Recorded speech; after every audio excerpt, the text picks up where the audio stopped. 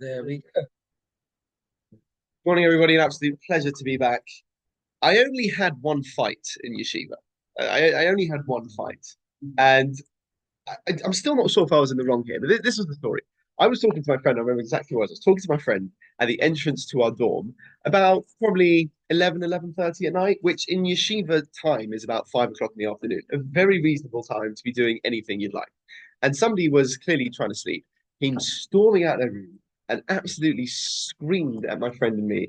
You're talking too loudly, da, da, da, you're keeping everybody up, etc., etc., etc. So, I mean, I took the point, and being a little chutzpah young, I was. I said, okay, fair enough, but there is a way to say these things, pleases and thank yous. And he found a new gear at that point, and he was positively frothing at the mouth, absolutely furious with me. And I just sort of let it stay. And I sort of moved off and continued my conversation elsewhere. But in the next few days and weeks, it became very clear he wasn't talking to me. He was very, very upset by this. And in fact, a couple of weeks later, he took me to one side to continue screaming at me, telling me that he'd done a bit of market research and he was right, and nobody thought this was acceptable, etc., etc. I wasn't going to argue with him. He was clearly very, very upset. But a couple of weeks after that, it was Purim. And he came into my room in yeshiva, having not spoken to me for weeks, and wordlessly handed me a pastrami sandwich. Now, I really did appreciate it, and it was something that clearly took a lot of courage and a self-discipline to be able to do. I gratefully took it, said thank you very much.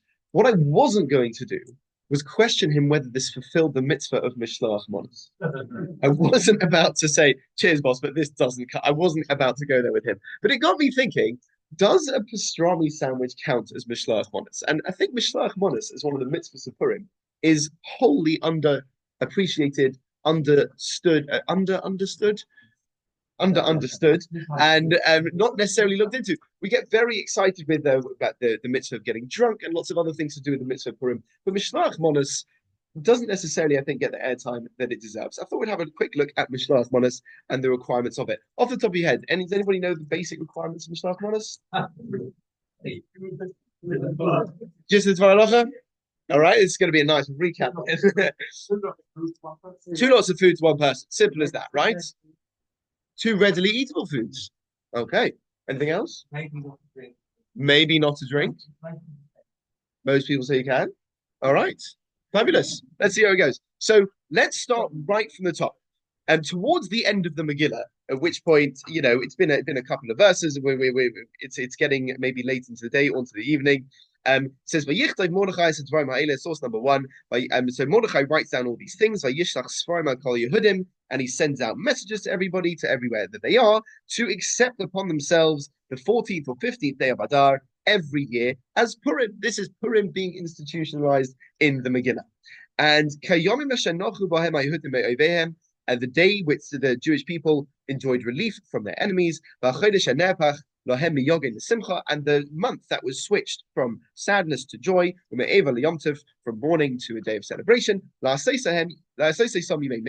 make them days of feasting, and joy, and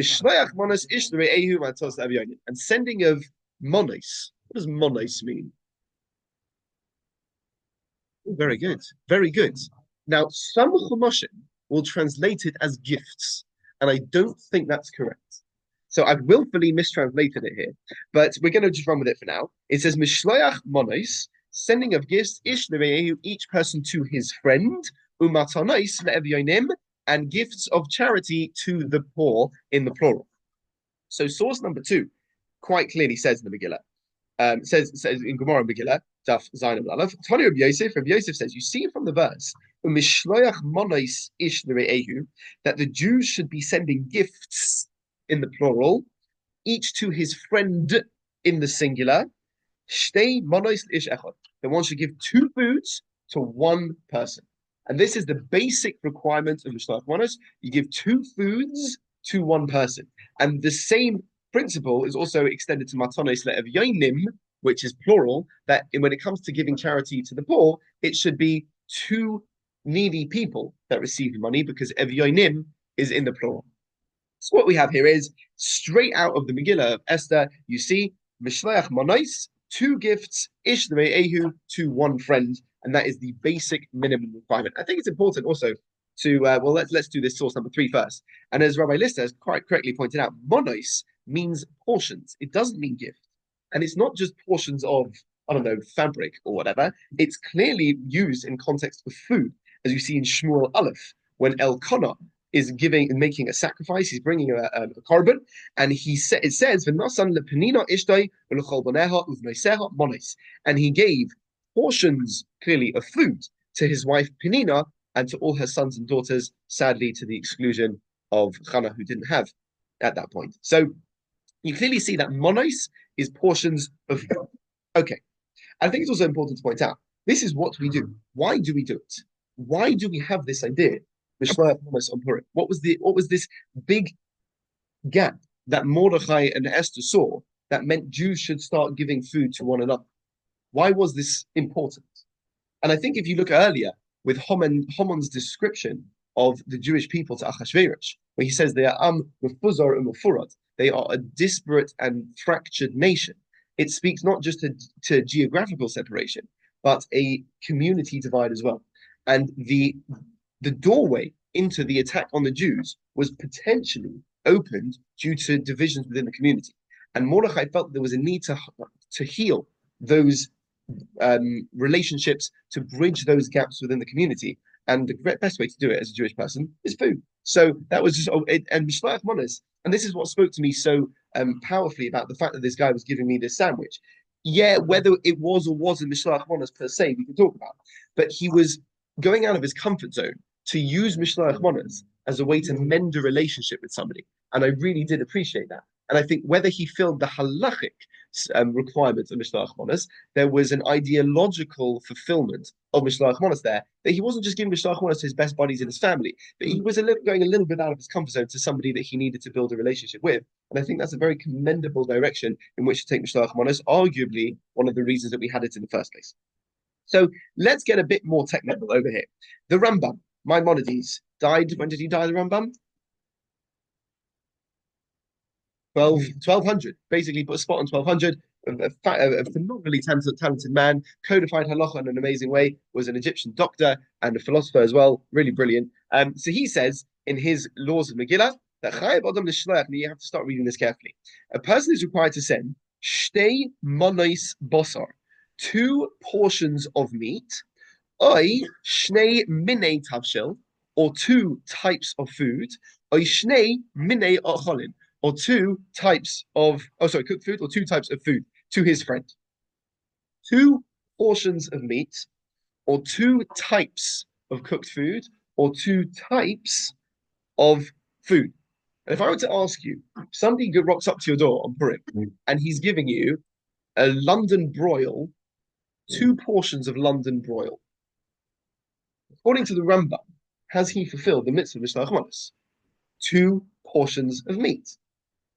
Seemingly, that ticks the box, right? And the Shulchan Aruch says the same thing. The Shulchan Aruch says in the Siman, whatever it is, 6954, Chayav yishleach haver shtei monos basar, two portions of meat, oishel minei oichlin, or different types of food. Shneimah says in the pasuk in Esther, Mishloach Monos ishtei eyu, shtei monos is echad b'chol ha, shtei monos is echad. The Shulchan Aruch says the same thing. Two portions of meat or two types of food. So seemingly, two burgers, you're good to go. Now, just interesting over there. What would be the way, do you think, to increase on this, to do Mishloach Monos in a better way? There is a temptation, apparently, to just give more food. You got your friend, instead of giving him two types of food, you're going to give him 12 types of food. That's not what the Shulchan Aruch says. The Shulchan Aruch says, if you want to increase, don't give more food, give two more people. And this very much is in line with this idea of Mishloach Monos as a way to bridge, to fix and build relationships with people. The mitzvah is not to give more food, it's to give two more people, to connect with two more people. But seemingly we have over here, shtei monos basar, two portions of meat, you're good to go. Two drumsticks, you ticked the box. The Aruch HaShulchan says absolutely no way. He says it just cannot be that works. And he says in this over there, and he says, obviously one has to send two types of food as opposed to two portions. For does cutting something into two make it two separate things? So you cut you cut a chicken into different pieces. It doesn't necessarily make it two things. So and the Rambam, when he says, "Oh, you have to give two portions of meat," you clearly see from the fact that he goes on to to specify two types of food, two types of cooked food. He means two different types of meat as well. So the Aruch HaShulchan says no, you don't get to tick the box by just giving two pastrami sandwiches. You don't get to do that. Just because you cut a sandwich into two doesn't make it two different foods, seemingly. And furthermore, the Aruch HaShulchan says from this word monos, you see from here that it has to be, this is on source number 7, that you can't give a kazayas or a revius. You can't just give like tiny amounts of food. You can't rock up to somebody's house with a pretzel stick and a kernel of popcorn and say happy Purim. So the word mishloach monos refers to a respectable piece of food. This is a very interesting discussion because what if in your culture, let's say you gave, I don't know, a chocolate brownie and a wafer, which is, it's two different types of food. It's more than a kazayas, it's more than a revias, but it's not just a respectable thing to give. What if in your society you have to send fruit baskets le'ein shir? So this is quite interesting because you've ticked the box, but is this something that's going to make someone feel good? So something to think about as well.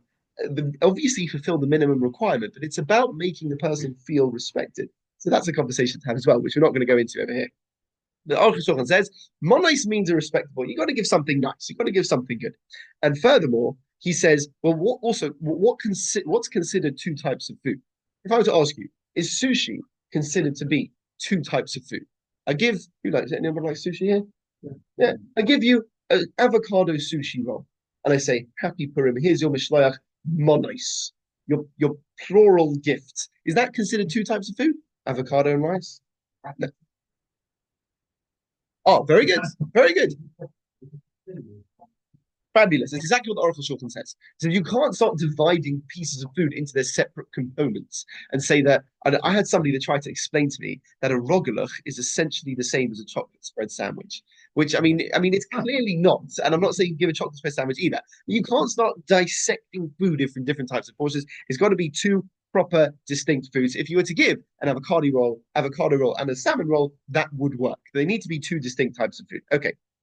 And finally, that just for now, the Mishnah Berurah says it cannot be clothed. And this is building on what we said. We know this because we know that monos means types of food. But the Mishnah Berurah in source 9 says it can't be clothes or any other things. However, he says drinks work. He says, Behu adin mashke de shapiridomi. You can definitely give drinks. So you give somebody, this is what I was wondering, you give somebody Diet Coke and Coke Zero. Now, you chortle. I've done every year. I do taste tests with different groups of people, and the accuracy rate is petrifyingly accurate. It's really so. I do blind tests, and I've done Coke Zero, Diet Coke, and Coke normal, and the caffeine free. There's millions, and then you do Sprite and Seven Up and Diet Seven Up, and they all know the difference. It's unbelievable. So to me, they all taste the same. But it seemingly this works. Drinks work, and these two cokes they taste different. So it actually works as two different types of food. So you can do drinks, and also you can send by extension one food and one drink, a coke and a sushi. Mishlach one is fabulous. Now the Mishnah adds it is required that it's a food that is cooked and not raw. Okay, so it's got to be cooked. It cannot be raw, as it implied that these are foods that are ready to eat when you give them. But there are those who say, says the Mishnah Berurah, that if the meat or the food can be made edible easily, this is permitted. Okay, so we have a couple of principles coming out of the Mishnah Berurah. It has to be food. Number 2, it can be a drink, and it must be cooked or at the very least easily made edible. So for those of you who have the sheets, on the other side, I've drawn up a Mishloach Monos shopping list. We'll go through the shopping list, and you're going to tell me very, very briefly whether you think these work as Mishloach Monos or not. So number 1, 2 chocolate brownies. Does that count as Mishloach Monos? Absolutely not. They're the same thing. It doesn't count. Number 2, brisket and London broil. Well, London broil is cut from the bottom round muscle on the backside of the cow, yum yum, whereas the brisket is taken from the chest. So they're different parts of the cow, and I think it's not a stretch to say they taste different. I don't think that's a stretch, so I think you could go with that. I think you could go with that. Um, no, so that's yeah, that's oh yeah, lamb, yeah. What about a chicken breast and a chicken leg? Yes, Rabbi said it. No one's allowed to argue. Next. Um, what about this? Two portions of chicken wings, but one is buffalo and one is honey maple. Mm, no, no, the same chicken. One side was honey maple, and the other side was buffalo. It's a tragic accident with this chicken. Sorry? Yeah, yeah, it's the wonders of modern AI. It's amazing. The I think it's what Shlomo Zalman says. If they're spiced differently, they taste different. So yes, you could do it as long as they taste different. It's absolutely fine. One of the biggest myths around Purim is there has to be two brachas for mishloach manos. Complete myth. No idea where that comes from. Complete myth. Nothing to do with brachas. Chicken wings can have the same bracha. Should have the same bracha. If they taste differently, they count as two manos. Okay. Um, what about a packet of popcorn and a can of corn? Yeah, why not? Yeah, the same bracha, but yeah, absolutely fine. A packet of raisins and a packet of grapes also should be the same. Avocado roll and salmon roll for sushi we've done. Two bottles of wine. Okay, well, everyone agrees white and red wine. That they taste very, very differently. What about, yeah, as our sister said here, a good wine and an awful wine?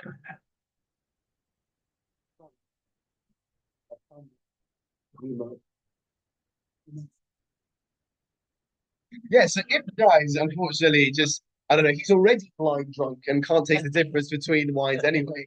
That's an interesting one. I think if there's an objective difference in taste, I think, and again, you took some things I think you can get a bit too extreme with, the different type of grape and the altitude at which it was grown. I think we can take a broad view on that. That's all the same. But if there's a clear difference, okay. Um, what about Coca-Cola and fizzy water, carbonated water? They say water doesn't count as a mashka, meaning you find this in halacha that it's not really considered like a food per se.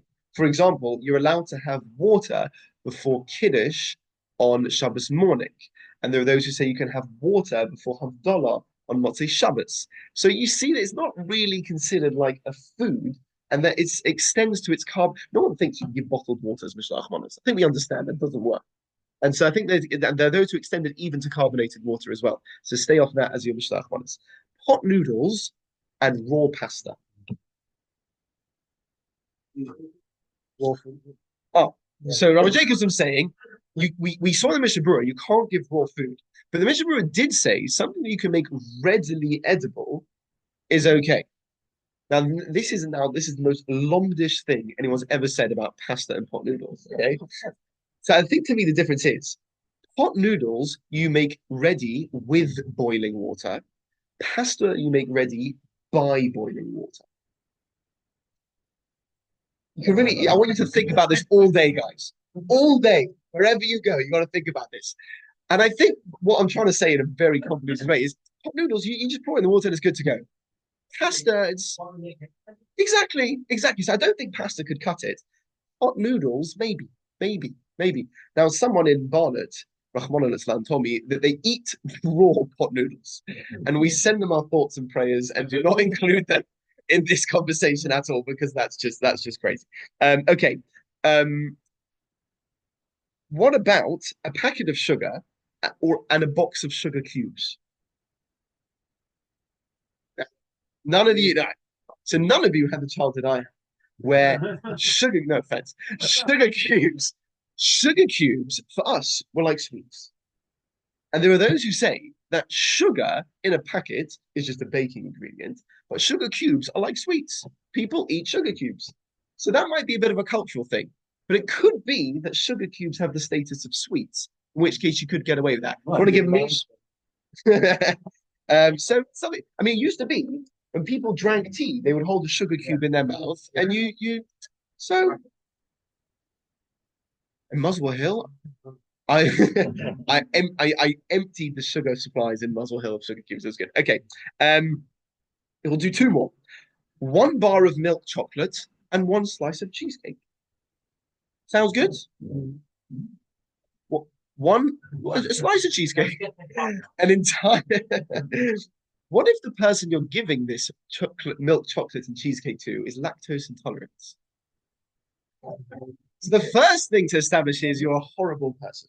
That's the first thing to establish. But can you fulfill Mishlach Monas by giving somebody something that they can't really eat? Vegetarian, they talk about somebody's on a very strict diet, and you, in your sadist mind, have given them this amazing buffet of baked goods. Can you do that? Now, go on, Lily. Oh, very good. Yes, somebody who is meaty and you give them milk. Oh, I'm so sorry. I just here, I've got this for you. What do you think? Now, I think it's tempting to say that's a problem, but let's just think about this for a moment because what's the point of Mishloach Monos? We think, oh, it's to have food. It's not. It's about building bridges and relationships between people. So let's say somebody is lactose intolerant, but you've clearly gone the extra mile to get something nice for them, and you've just forgotten that this contains milk. They'll regret the fact they can't eat it, but they'll still feel appreciated. So I think there's what to talk about. So ultimately, it is a machlokes. It is disputed, but I can hear both sides. I can hear both sides. And finally, Robinson's refreshed orange and passion fruit drink. So maybe with a Coke. What do we think of that? So Robinson's refreshed orange and passion fruit drink and Coke. Sounds good, right? Except Robinson's refreshed orange and passion fruit is not kosher. All of you are in trouble right now. No, but the reason I'm asking this is because we had a very sad but interesting incident. This was in a different shul, not Barnet. There's not that many other shuls I've been connected with, but you'll work it out. There was a girl there who unfortunately suffered from psychotic episodes, and she was a lovely girl, but she suffered from psychosis. And during one such episode, she thought that the government was trying to poison her through the water supply. So she wasn't drinking anything. And obviously, this posed a dehydration issue, but also it meant she wasn't taking her medicine as well, which made it all even worse. And it was this horrible spiral of this psychotic episode getting more and more intense, and her health was deteriorating more and more. So, in such a situation, obviously, for the pikuach nefesh side of things, and life's at risk here, you give her whatever she needs to have. But if at that moment you decided, having identified Robinson's refreshed orange and passion fruit drink as the only drink that she'll be able to take, can you use it also to fulfill your mitzvah of Mishloach Manos? Bearing in mind that while you have no heter to eat it, she absolutely does. So can you, in short, can you give something to somebody that they are halachically allowed to eat, but you are not?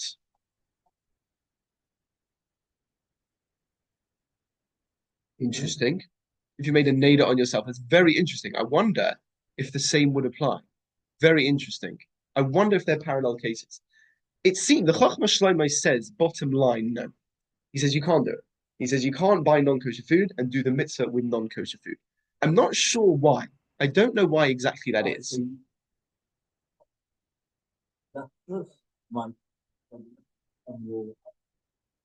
Yeah. Well, you only have to give the shachmanos to one person. Oh, you say so? You're saying it makes a slippery slope. Yeah. So that's what I would suggest. Well, like Rabbi has said there, that you start shopping in the non-kosher aisle and things start getting a bit blurred. And this person gave me this non-kosher drink last year. Maybe I'll give it to somebody. I'll forward it on. All these things. So that's what I'm suggesting. But maybe there is another point that mishlach manos has to be something from you to them. It has to be something that you would eat, giving something to them. Either way, speak to your local Orthodox rabbi and have a wonderful Purim. Yeah.